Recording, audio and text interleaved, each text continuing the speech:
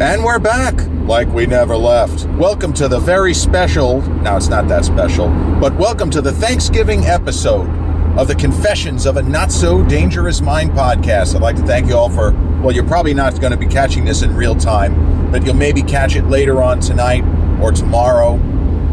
But this is the Thanksgiving episode of the Confessions of a Not-So-Dangerous Mind podcast, episode 370. Wow. But I've been doing a lot of thinking today about Thanksgiving and the various Thanksgiving get-togethers of my life. I will be 51 in a little over a month's time.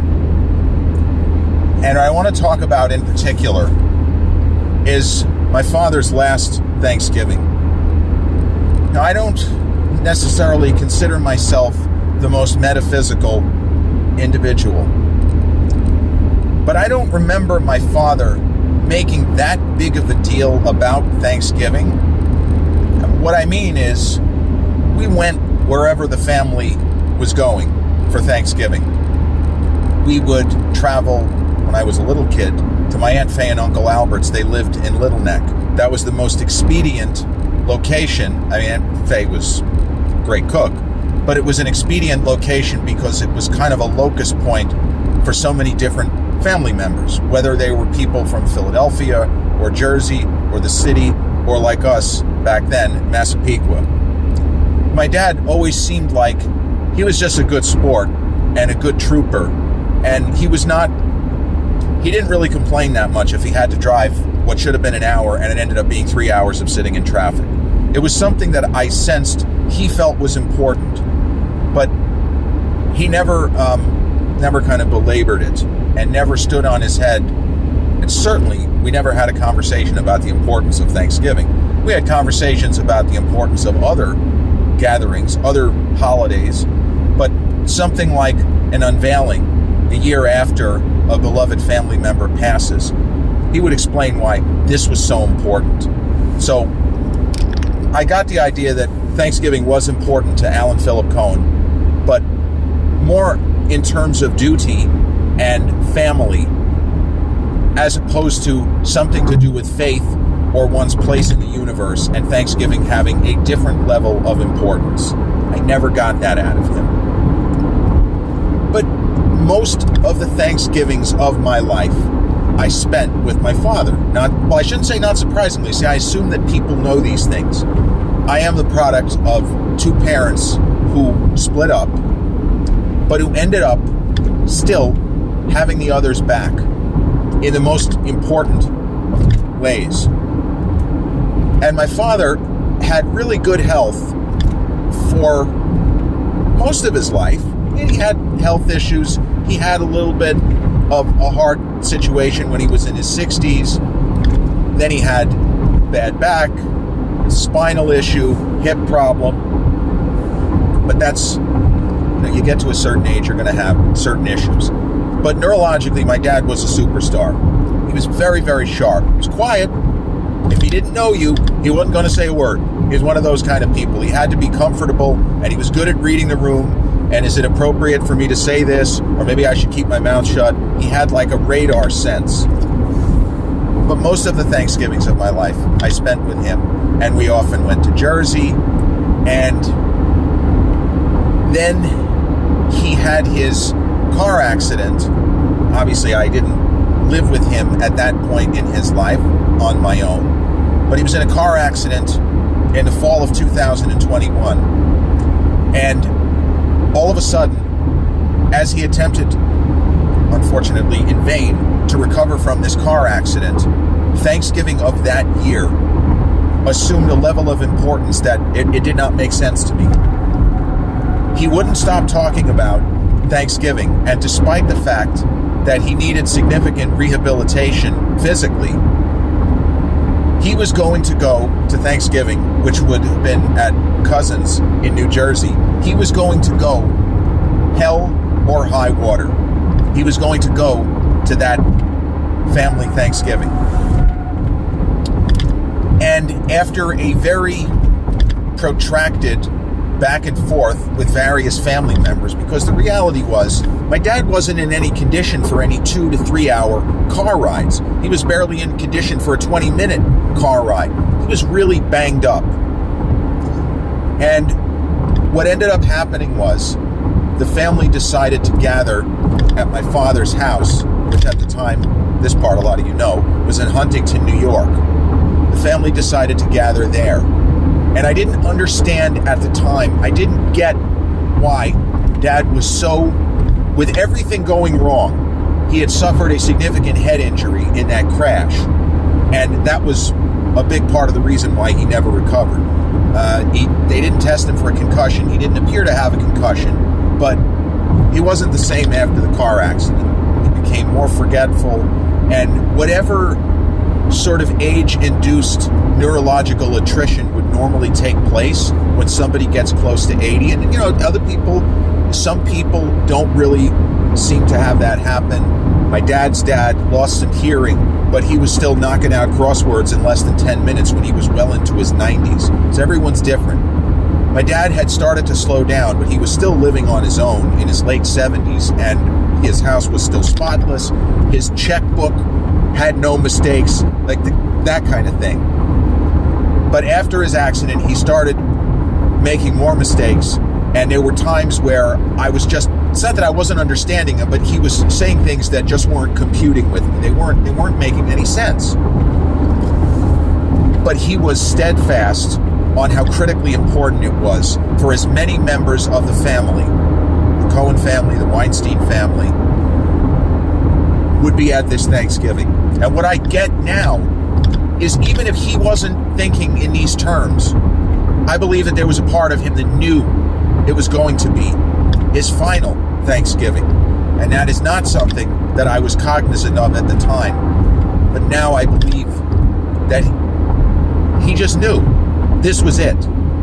And this was the last kind of big family gathering that he was pretty sure he was going to be well enough to attend. Now, there were plenty of times, and we had a lot of conversations the following year in the first portion of the year, when it became obvious he really wasn't going to recover, and it was really a question of what kind of care are we talking about for the rest of his life. He thought he had another 10 years. But he ended up having only 9 months, give or take, after that Thanksgiving of 2021. And it was a very painful get-together because he was so limited, because he was diminished. And I guess somebody would have had to have known my dad to understand how difficult. My dad and I had a lot of issues. I don't ever want somebody thinking that just because we're both, diehard Yankee fans, and we both love movies, and we both had encyclopedic recall and memories, that because we were like that we always got along. I drove him crazy. I drove him nuts for most of my life. And that would equate to, the last 48 years of his life. I drove the guy crazy. But seeing him diminished was devastating. And as we even approached that Thanksgiving, his overall condition, it seemed to deteriorate pretty quickly. Just kept going downhill. And watching him struggle, I know this is a cliche, you'll have to forgive me. One thing that my dad did better than anybody, he was an incredible Scrabble player. He didn't practice or study. He just was naturally a monster Scrabble player. And the way that I describe this is that I am probably better than anyone you've ever met at Scrabble. I would say it's 99% that I'm better than anyone you've ever met playing Scrabble. I still could not beat my dad more than 1 game out of 3, well into his 70s. That is how naturally skilled he was at Scrabble. He was the best assembler of 1,000-piece puzzles that I've ever seen, that I've ever read about. He was a magician. He had a 1,000-piece puzzle where it was a bunch of chocolate chip cookies, where every piece of the puzzle looked the same. He put it together in a day. There were things that he was so good at. He wasn't a big talker. He wasn't a social media guy. But he's the kind of person, he had aptitudes where you just sort of scratched your head. How is this possible? Every one of these fucking pieces looks like the same chocolate chip cookie. How the hell did he assemble this? But he just was able to do it. And then in the days before that Thanksgiving, we were pulling out some puzzles that my sister had around the house. 50-piece puzzles. He couldn't do it. He couldn't even get a single 2-piece. He couldn't get it assembled. I don't know why that hurt so badly, but it really did. And I guess because of his condition and because of the fact that he would kind of start rambling and saying stuff that wasn't related to what we were talking about, almost like he was having memory freezes where he would pick up something that he thought we were talking about, kind of thing that you might do if you wake up from a dream and you're just saying stuff that seems like gibberish, but it makes perfect sense to you. I was scared, but I don't think for the right reason. But I'd never experienced something where I was nervous for this reason. Like I was afraid that Dad was going to say these like out-of-pocket things, or somehow it was going to be ruined. But there were a lot of tears at that Thanksgiving, and my sister was still living in San Diego at the time. She lives in New Hampshire now. And he was so insistent at trying to get her to come to Thanksgiving. And even then, I didn't get it. I didn't understand why he was making such a big thing of it. And maybe he didn't know. But it goes back to, but there was a part of him that knew this was it. And it's like the body and the brain might not be ready, but the soul is, if you believe in such things. Dad was not a metaphysical individual, neither was his father. Grandpa Nat was the most pragmatic person. My dad was pragmatic, Grandpa Nat was twice as pragmatic. But there was something in him that just knew. And so everybody did indeed gather for one final Thanksgiving with my dad. We didn't gather in Jersey, but the family really stepped up to the plate and adjusted their normal protocols. We always went to Jersey. My cousin Anita would always cook. And when you have a person or persons that are used to, we all know this, we're creatures of habit, used to things being a certain way, it's very difficult to move from that position.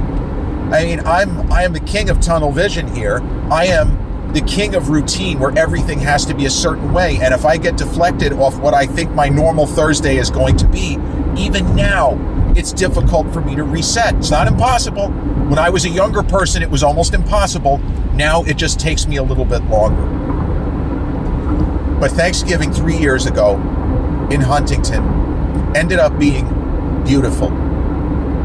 Even with the tears, even with the understanding that the person that I knew, the person my dad was only a couple of months prior, you have to understand, 90% of Alan Philip Cohen was still pretty fucking impressive. Like, he had such a high bar of competence. As Grandpa Nat, his father, was maybe the most competent person. He was good at so many different things. Maybe my dad wasn't good at quite as many things as his father, but he was close. Grandpa Nat was the kind of guy, give him a block of wood and a pocket knife and he'll build you a Home Depot. Nathan Cohen was that kind of guy. My father wasn't quite at that level, but because he was quiet, because he was not a big personality, people were often shocked by how good he was at things that he had no business being really good at. Well, on this particular day, we were, the family, the extended family, we were still grieving over the loss of a family member. And one of the reasons why Dad was so happy that he was able to host was that he wanted to say his piece about this family member who had been part of the family for more than 3 decades. He wanted to say his piece. And me, again, being nervous for the wrong kind of reason, I didn't think that Dad even had it in him to do it. I was scared. but he spoke for about 3 minutes. He kept choking up, but he never wavered, and he said his piece, his remembrance, his appreciation of our friend. A friend who became family is how we would describe it. And it was beautiful. And there was not a dry eye at my dad's house in Huntington when he finished saying what he had to say. I don't even remember the food. I just remember Dad's speech. And despite the way that he was struggling, by this point he was having increasing difficulty walking, just didn't recover from the physical aspect of the injuries. But the spirit of the holiday, which we can kind of debate if you want to get stupid, and we'll have some laughs, the ridicularity of Thanksgiving in the first place, Plymouth Rock, we could get into all kinds of arguments and debates.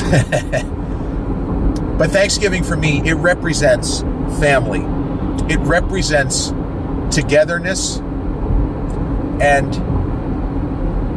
I like to believe it represents the best in us. And for all of my fears, hell, I was already 47 years old. For all of my fears of that Thanksgiving going wrong, for already mourning the father that I had lost, because the man that he was, I knew was gone. There was enough of him to make that day the most memorable Thanksgiving of my life. And as we speak, I'm headed to family gathering in Great Neck. And this, I know some of you remember, that I went to Game 3 of the World Series this year, and it was thanks to my cousin Scott, the gentleman whose house I am on my way to in Great Neck. And Scott, he's on my dad's mom's side of the family, the Weinsteins, if you will. But he's somebody who believes, if at all possible, or if even half possible, you get the family together, you create core memories, you create life memories as frequently as possible. And even though the Yankees, it was not a good game, they lost Game 3. I got to go the following night, which was a win. I'd rather remember that one. But even though the game was a snoozer, I will remember everything about that day and that night of going to the game with my cousin, who's the same age as me. And he just decided, we're going to do this. We're all going to the Yankee game, and we're going to cheer our hearts out and, take me out to the ball game. They didn't end up winning the game. And tonight, we're going to eat some good food.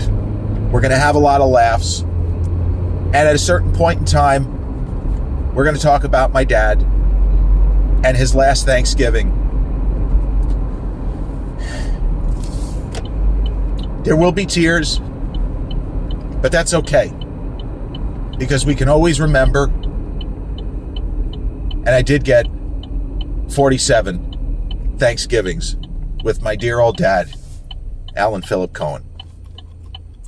This has been episode 370 of the Confessions of a Not So Dangerous Mind podcast. I'd like to thank you all. I'm sorry for getting emotional, but I'd like to thank you all for spending some of your Thursday, Thanksgiving Day evening with me here in New York. And if you check out this episode on the YouTube channel, haven't done so already, please click like, subscribe, comment, share, turn on those notifications. Or if you catch this episode on the audio platforms such as Podbean, Spotify, iTunes, or the others in which we're hosted, same general rule applies. Click like, subscribe, share, and turn on those notifications. I'll be back with a new episode real soon. Until then, peace. And I hope you have a wonderful and have had a fantastically amazing Thanksgiving. Bye.